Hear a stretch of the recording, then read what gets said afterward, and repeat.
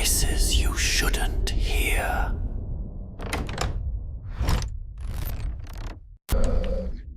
Welcome to the Night Roads. Close your eyes, put on your headphones. For the next 30 minutes, you're not just listening to stories. You're living them. You're behind the wheel, driving America's most haunted highways, where the boundary between the living and the dead grows thin with each mile marker. These aren't just tales. They're documented legends, passed down through truck stops and late-night radio calls, police reports, and local newspapers. Every detail has been verified, every witness account carefully preserved. What you're about to experience has happened to real people, on real roads, in the darkness between midnight and dawn. Tonight, you become part of that legacy. Turn down the lights, let the world outside your headphones fade away. For the next 30 minutes, the only reality that matters is the road ahead, the hum of your engine, and the growing certainty that you're not driving alone. The highway is calling. Answer carefully. Story 1. The Phantom Hitchhiker of Highway 12, Wisconsin. Chapter 1. The Milk Route Legacy. The rain started before you even left Madison, fat droplets that sound like fingertips drumming against your windshield. It's 1:47 a.m., according to your dashboard clock, and Highway 12 stretches ahead into the darkness like a black river. You're driving this because gas is expensive, because you're tired and just want to get home. What you don't know yet is that you've chosen the road where time moves differently. Bob Weil found that out in 1952. He was a milk truck driver, steady and reliable, the kind of man who'd never missed a delivery in 15 years. His route took him along this same stretch of Highway 12 every morning at 4 a.m., when the world was still dark and the farms were just starting to wake up. That February morning, the snow was coming down heavy enough to muffle sound, to make the familiar landscape look foreign.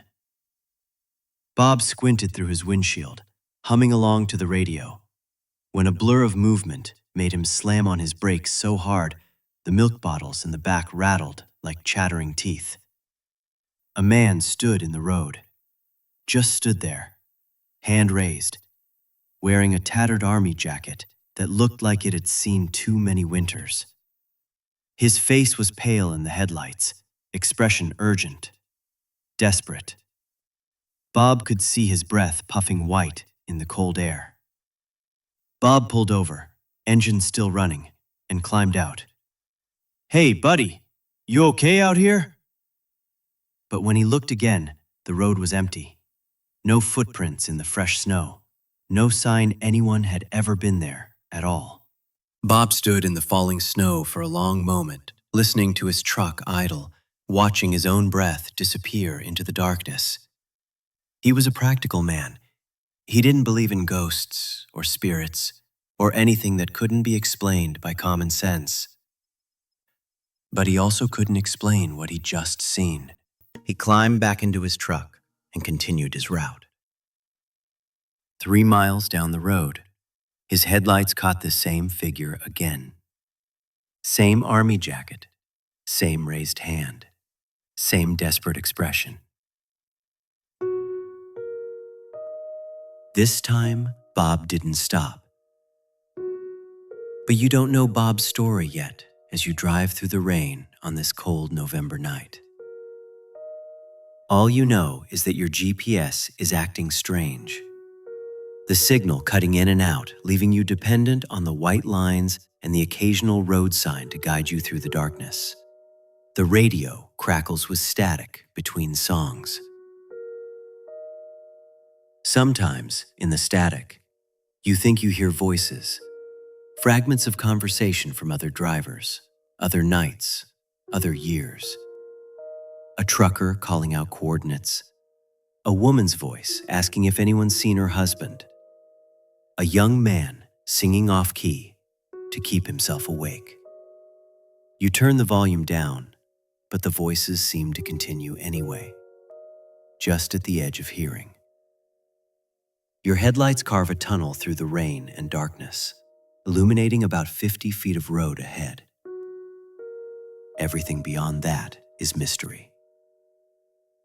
The farms on either side of the highway are dark shapes. Windows black. No signs of life except for the occasional barn light swaying in the wind. You're not the first person to drive this road alone at night. The Wisconsin State Patrol has files dating back to 1952, filled with reports from drivers who saw things that shouldn't exist.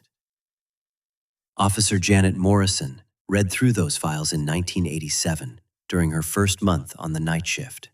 Driver reports male subject, approximately 30 to 35 years old, standing in roadway near mile marker 47. Subject wearing military-style jacket, appeared to be soliciting ride. When patrol unit arrived on scene, no subject found. No footprints or other evidence of anyone in the area. The reports followed a pattern, always the same description, always the same location, give or take a few miles. Always the same outcome. By the time help arrived, there was nothing to find. Officer Morrison was skeptical at first. She'd been a cop for 5 years before transferring to this district, and she'd seen enough false reports to recognize when people were either lying or letting their imaginations run wild. But then she had her own encounter. It was March 15th, 1987 at 2:33 a.m. She was patrolling Highway 12 when her headlights caught a figure walking along the shoulder. Male, medium height, wearing what looked like a military jacket. He was walking toward oncoming traffic, which was dangerous enough to warrant stopping. Morrison pulled over and activated her emergency lights. She was reaching for her radio when the figure turned toward her patrol car. Even from 30 feet away, she could see his face clearly in her headlights. It was a young face, but worn, tired. His eyes held a sadness that seemed to go deeper than physical exhaustion. He raised his hand, not in greeting, but in a gesture that seemed to say, "Wait." Morrison opened her car door and started to get out. "Sir, you need to get off the roadway. It's not safe." When she looked up, he was gone. Morrison stood by her patrol car for 20 minutes, searching the area with her flashlight. The shoulder dropped off into a marshy ditch on one side and a barbed wire fence on the other. There was nowhere the man could have gone without leaving some trace. But she found nothing. She filed her report the next morning, keeping the language clinical and professional. But in the margins of her personal copy, she wrote a single question. "Who are you?" She never found an answer. Chapter 3. The Voices in the Static. Your windshield wipers beat a steady rhythm as you drive deeper into the night. Swish, thump. Swish, thump. The sound is hypnotic, almost musical. Combined with the hum of your tires on wet asphalt and the white noise of rain on your roof, it creates a cocoon of sound that makes the world outside feel very far away. The radio has gone mostly to static now, just the occasional fragment of a distant signal breaking through. Classical music from a station in Milwaukee, a late-night talk show discussing UFO sightings, a weather report warning of dense fog developing after midnight. You check your clock, 2:15 a.m. On the CB radio channels the truckers use, Highway 12 has a reputation. Drivers call it the Ghost Road or Soldier's Highway, though most won't explain why to outsiders. They just change the subject and find another route.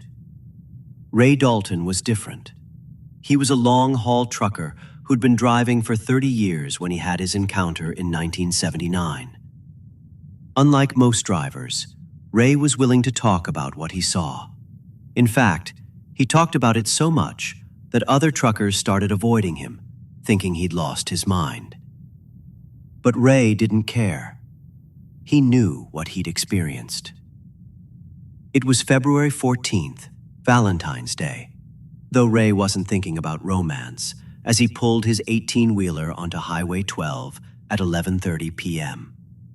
He had a load of machinery parts that needed to be in Green Bay by morning, and Highway 12 was the fastest route.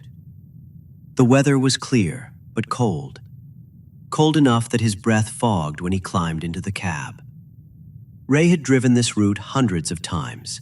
He knew every curve, every hill, every place where deer might bolt across the road.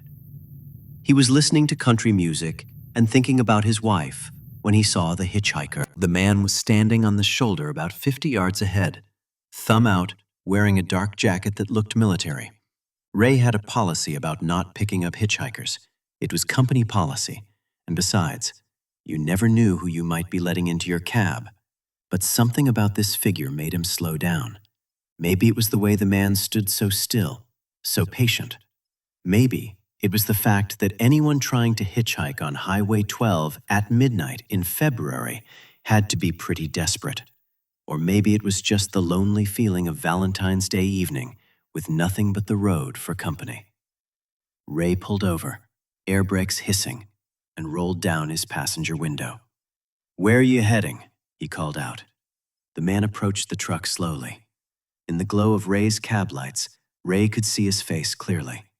He was young, maybe early 30s, with hollow cheeks and tired eyes. His army jacket was faded and patched, like he'd been wearing it for years. "Just up the road," the man said. His voice was quiet, almost whispered. "Few miles." Ray hesitated. Company policy said no hitchhikers. Common sense said the same thing, but it was cold outside, and the man looked harmless enough. "All right, climb in." Ray leaned over to unlock the passenger door. When he looked up, the man was gone. Ray sat in his idling truck for a full minute, staring at the empty shoulder. He got out and walked around the entire rig, checking every possible hiding place. Nothing. He was climbing back into his cab when he saw the man again, standing in the same spot, thumb out, as if Ray had never stopped at all. This time, Ray didn't stop. He put the truck in gear and drove on, watching in his mirrors as the figure grew smaller and smaller. But 5 miles down the road, his headlights caught the same man again. Same jacket, same patient stance, same raised thumb. Ray pulled over and grabbed his CB radio. "Breaker 19, this is Big Country. Anybody else seeing the hitchhiker on 12? Static answered him. Then a voice, crackling through the interference. "What hitchhiker, Big Country?" "Military jacket, about mile marker 52. Been seeing him for the last 10 miles. More static, then a different voice. "Big Country, you been driving too long. Ain't nobody walking on 12 tonight." But Ray knew what he'd seen. Over the next 40 miles, he spotted the hitchhiker 7 more times, always ahead of him, never behind, always in the same jacket, with the same desperate patience. The last time Ray saw him, just before the highway intersected with Route 51, the man wasn't trying to hitchhike anymore. He was just standing by the roadside, watching the truck approach. As Ray passed, the man raised his hand in what might have been a wave, or a salute, or a farewell. Ray never saw him again, but he never forgot him either. Chapter 4. Your First Sighting. The rain is tapering off now, but the fog is moving in. It starts as wisps across the road, then grows thicker, reducing your visibility to maybe 30 feet. You slow down, grip the steering wheel tighter, and lean forward as if those few extra inches will help you see better. The fog has a strange quality to it. It doesn't move like normal fog, drifting with the wind. Instead, it seems to have a purpose, flowing across the highway in patterns that almost look deliberate. Sometimes it parts just as you approach, giving you a clear view of the road ahead. Other times it closes in around your car like a gray blanket, muffling sound and making you feel completely alone in the world. Your headlights reflect off the fog, creating a dim glow that extends maybe 10 feet in front of your bumper. Beyond that, everything is gray mystery. You could be driving through clouds, or underwater, or through the space between worlds. That's when you see him. At first, it's just a darker shape in the fog, barely visible. You slow down, thinking it might be a deer or a road sign. But as you get closer, the shape resolves into the outline of a person. A man, standing on the shoulder of the road. He's wearing a dark jacket that looks military, and he has his hand raised. Not quite thumbing for a ride, but raised in a gesture that could be a wave, or a signal to stop, or a request for help. You pull over without really thinking about it. It's instinct. Someone needs help, you help them. That's what you've been taught since childhood. You roll down your passenger window and lean across the seat. "Hey, you okay out there?" The man turns toward your car. The fog swirls around him, but you can see his face in your headlights. He's younger than you expected, maybe early 30s, with hollow cheeks and eyes that seem older than his face. His jacket is definitely military. You can see the faded patches where insignia used to be. He starts walking toward your car, and that's when you notice something strange. His footsteps don't make any sound. Not on the gravel shoulder, not on the wet pavement. He moves in complete silence, like he's floating just above the ground. "Thank you," he says as he reaches your car. His voice is soft, almost whispered, with an accent you can't quite place. "I've been waiting for someone to stop." You reach over to unlock the passenger door, and when you look up, he's gone. You stare at the empty shoulder, blinking hard, wondering if the fog played a trick on your eyes. You get out of your car and walk around to where he was standing. No footprints in the wet ground, no sign that anyone was ever there. But you know what you saw. You stand in the fog for a long moment, listening. The only sounds are the tick of your cooling engine and the distant whisper of wind through the trees. No traffic, no night birds, no signs of life except for the rhythmic flash of your hazard lights reflecting off the fog. You get back in your car and continue driving, telling yourself it was a trick of the light, a combination of fatigue and fog, and the strange quality of 3 a.m. darkness. But you can't shake the image of his face, or the sadness in his eyes, or the way he seemed to recognize you when he looked at your car. 3 miles down the road, you see him again. This time, he's standing closer to the center line, as if he knew exactly where your headlights would find him. Same jacket, same raised hand, same patient expression. You don't stop this time. But as you pass, you swear you hear him say something. Just one word, spoken so softly it might have been the wind. "Please."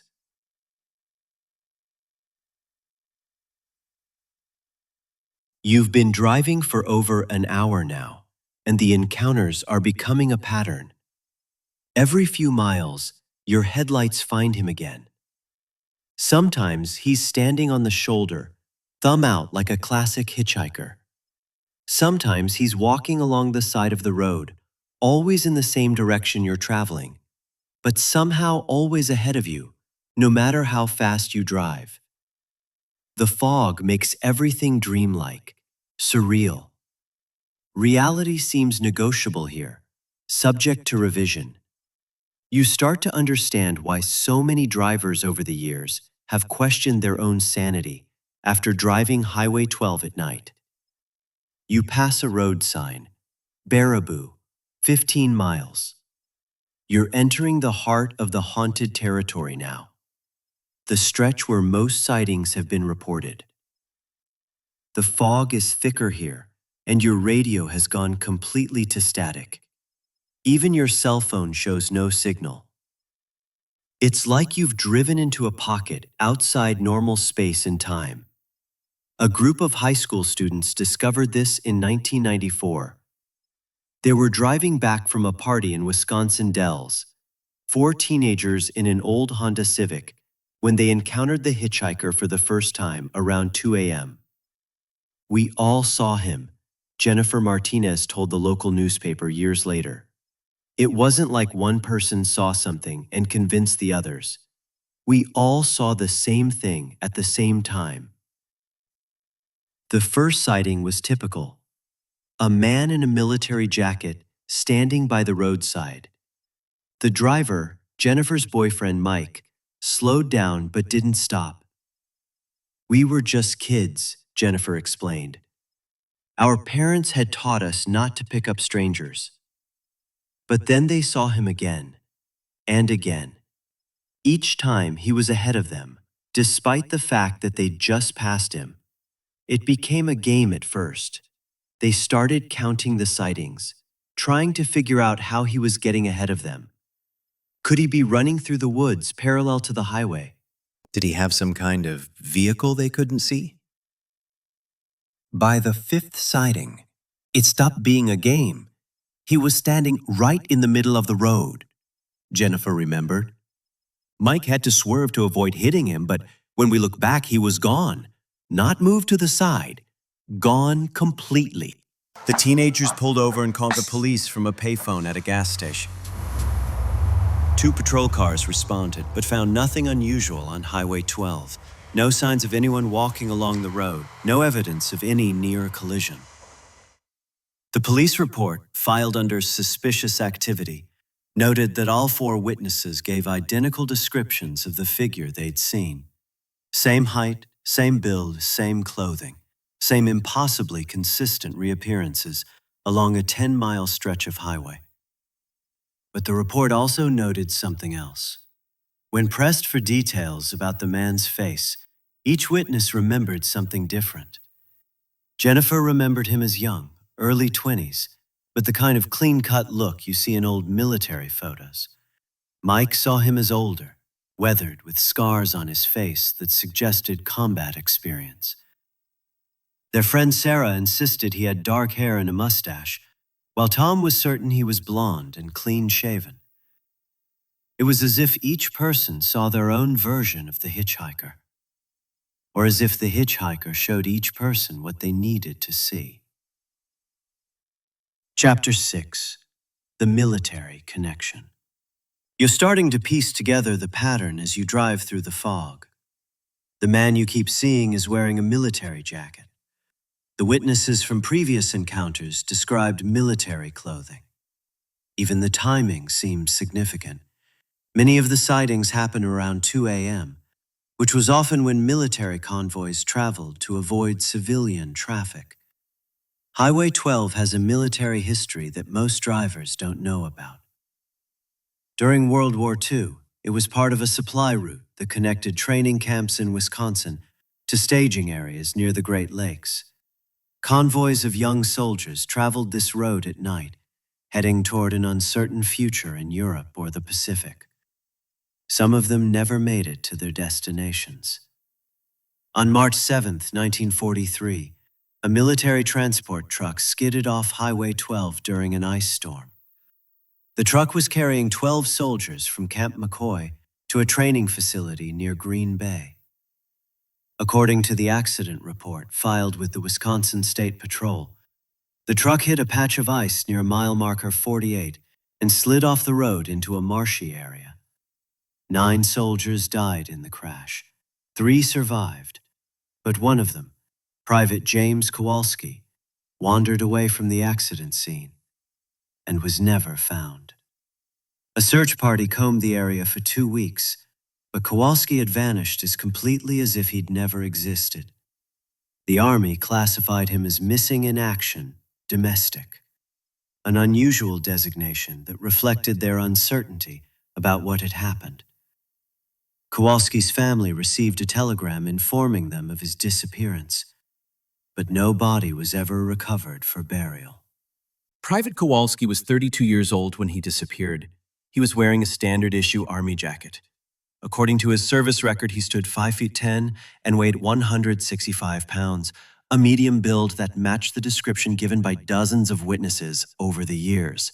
But here's where the story gets complicated. There's no photograph of Private Kowalski in his military file.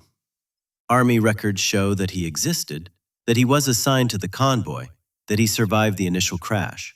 But the photograph that should have been attached to his service record is missing, and the Army has no explanation for why.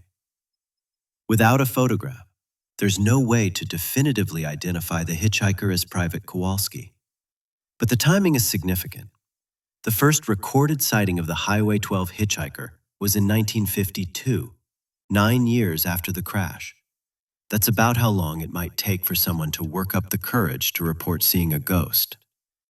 Of course, there are other possibilities. Highway 12 saw plenty of military traffic during the war.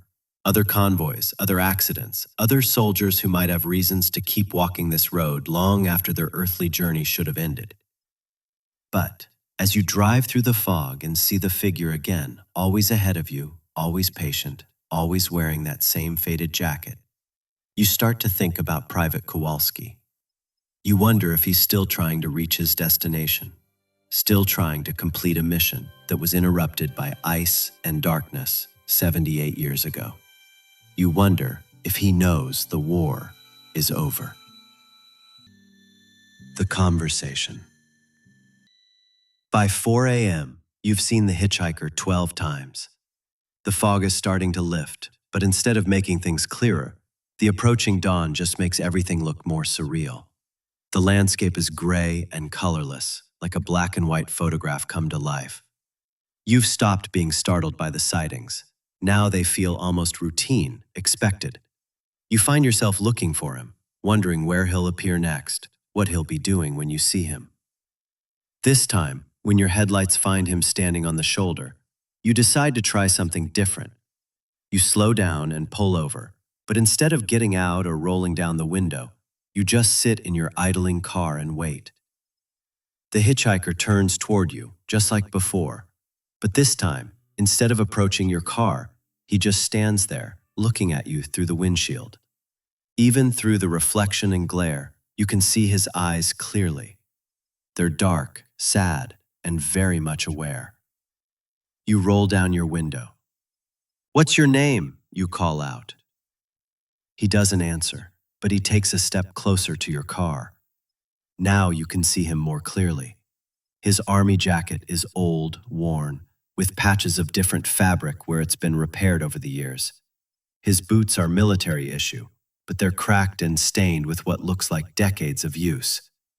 His face is exactly what you'd expect from someone in his early 30s, but there's something timeless about it too. He could be from the 1940s or the 1990s or yesterday. His features don't pin him to any particular era. "Where are you trying to go?" you ask. This time he does respond, but not with words. He raises his hand and points down the highway in the direction you've been traveling. His gesture is definite, purposeful. He knows exactly where he wants to go. "I can give you a ride," you say, reaching over to unlock the passenger door. He starts walking toward your car and you feel a sudden chill that has nothing to do with the morning air. It's the cold you feel when you realize you're about to cross a line you can't uncross, when you're about to step into something bigger than you understand. The hitchhiker reaches for your door handle, and that's when you notice his hand. It's translucent, like looking at someone through frosted glass. You can see the outline of your car door through his fingers. The door handle turns, but the door doesn't open. He tries again, and you can see frustration cross his face. He looks at you through the window, and his expression is pleading, desperate. You reach over and try to open the door from the inside, but it won't budge. The handle moves, the locking mechanism works, but the door stays closed as if it's welded shut. The hitchhiker steps back from your car and looks at you with an expression of profound sadness. He raises his hand one more time, but now it's clearly a farewell gesture. Then he turns and walks away from the road, into the gray morning mist.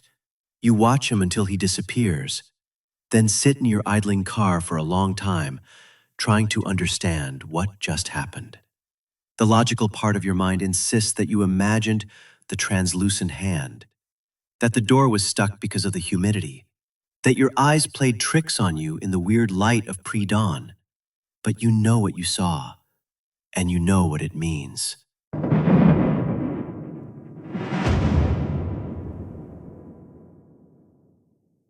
The hitchhiker isn't trying to hitch a ride to somewhere else.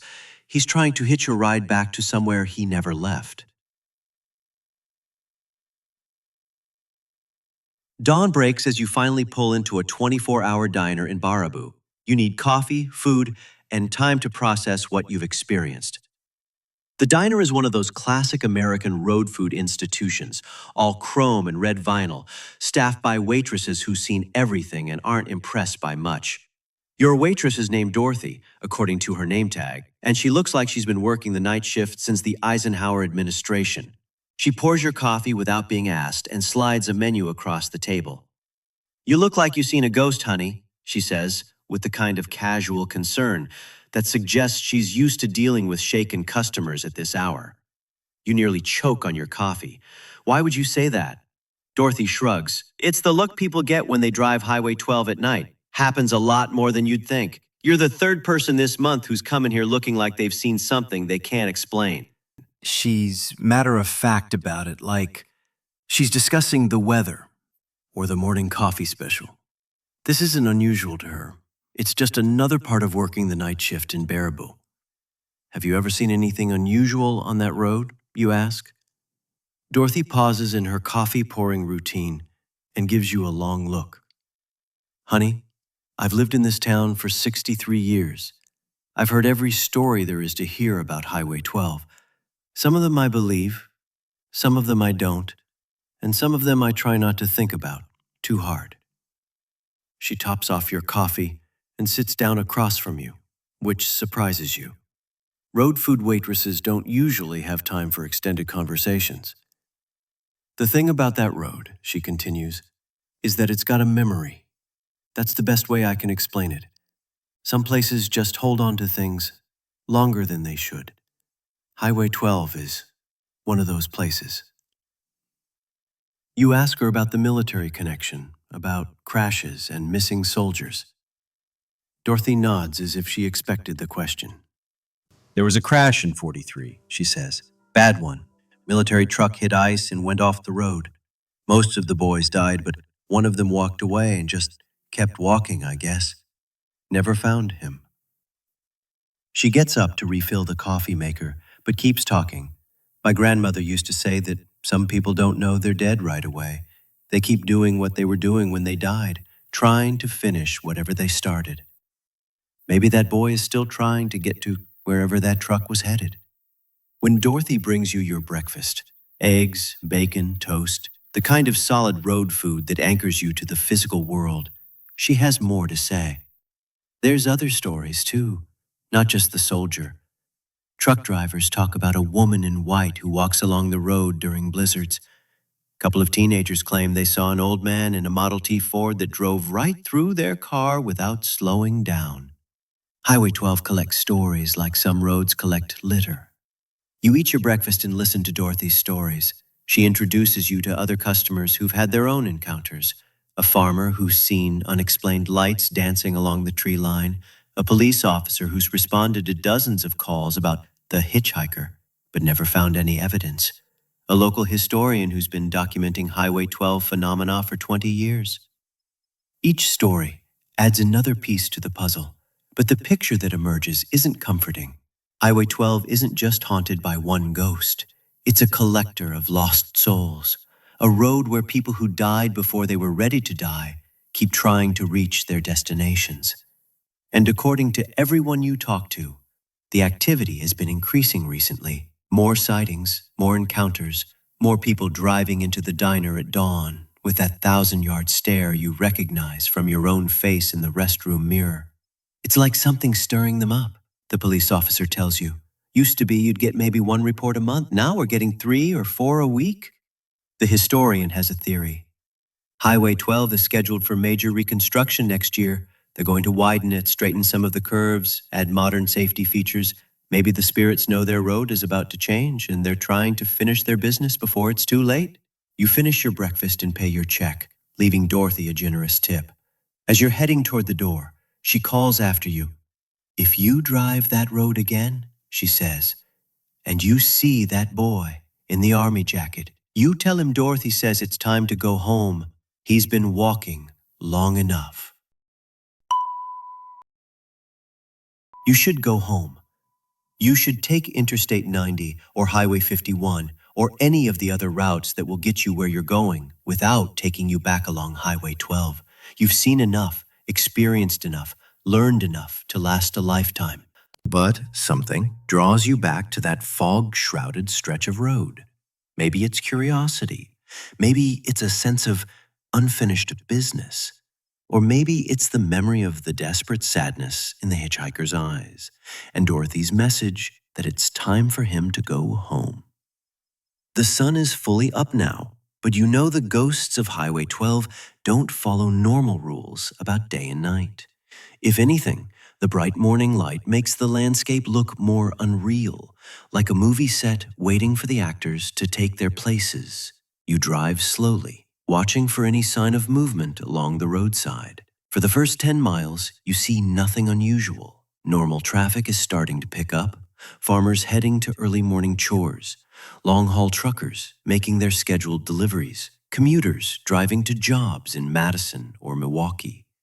But as you approach the stretch where you saw the hitchhiker most frequently during the night, the normal traffic seems to thin out.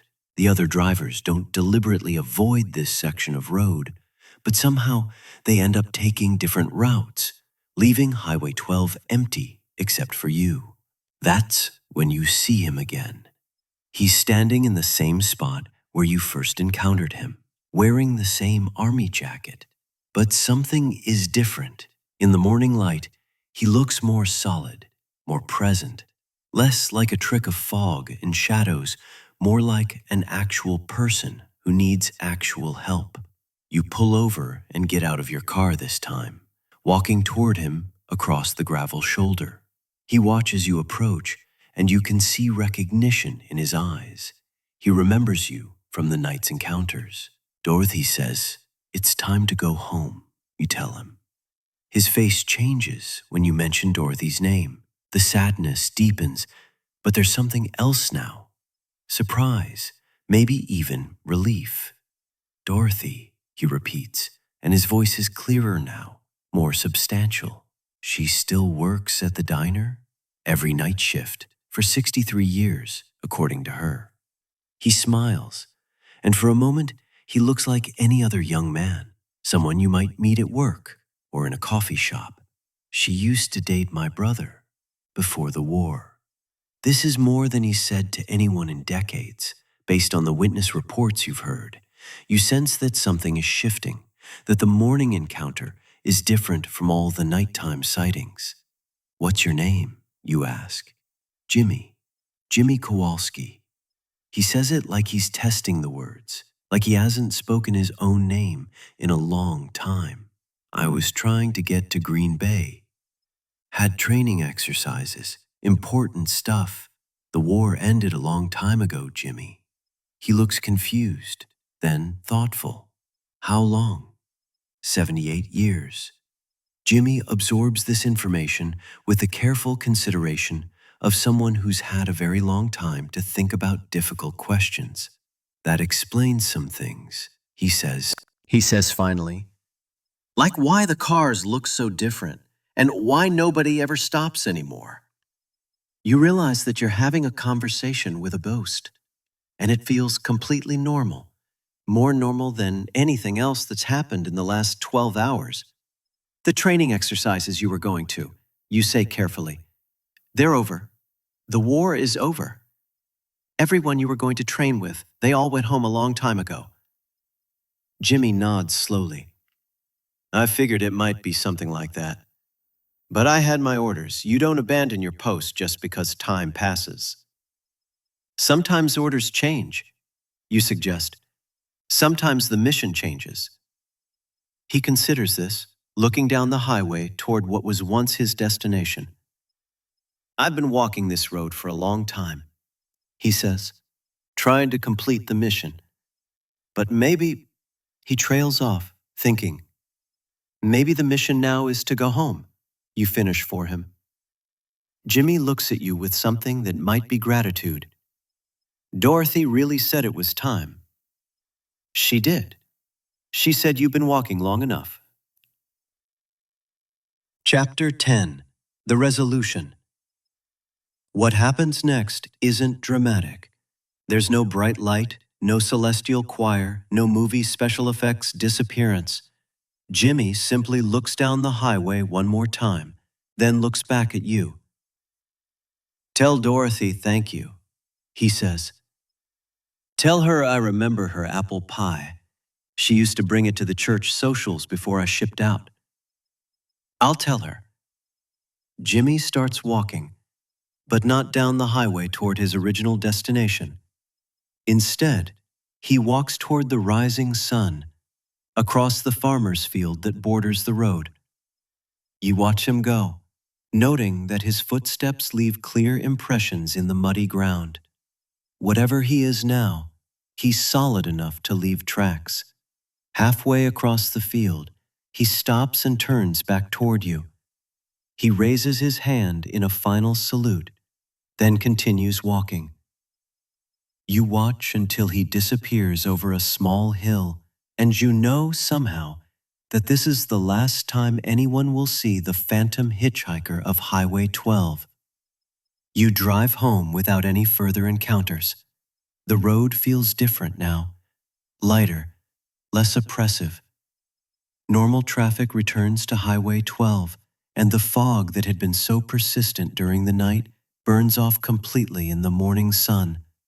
Over the next few weeks, you keep in touch with Dorothy and some of the other people you met during your night on the highway. The reports of supernatural activity drop off dramatically. The phantom hitchhiker sightings, which had been increasing in frequency for months, stop completely. Dorothy isn't surprised. Every now and then, someone comes along who knows how to talk to them, she says when you visit the diner again. How to help them understand it's okay to stop wandering. You've got a gift for it. You're not sure about that. You think maybe you were just in the right place at the right time, with the right message from the right person. Jimmy had been waiting for permission to let go of his mission, and Dorothy, who represented his connection to home, to the life he'd left behind, was the only person who could give him that permission. But there's something else Dorothy tells you that stays with you long after you leave Baraboo. Highway 12 isn't the only road with stories, she says. There's haunted highways all over this country. Places where people died before they were ready. Where spirits get stuck between where they were and where they were going. Maybe you ought to think about visiting some of those other roads. She slides a folded piece of paper across the table. On it, she's written 3 names. Route 666 in New Mexico. Haynesville Woods Road in Maine. Archer Avenue in Chicago. These are roads that could use someone with your particular talent, Dorothy says. If you're interested in helping more lost souls find their way home. You fold the paper and put it in your pocket, knowing that you'll eventually visit those roads, because you've learned something about yourself during your night on Highway 12. You've learned that some people are called to help the living, and some people are called to help the dead. And sometimes, on America's haunted highways, there isn't much difference between the two.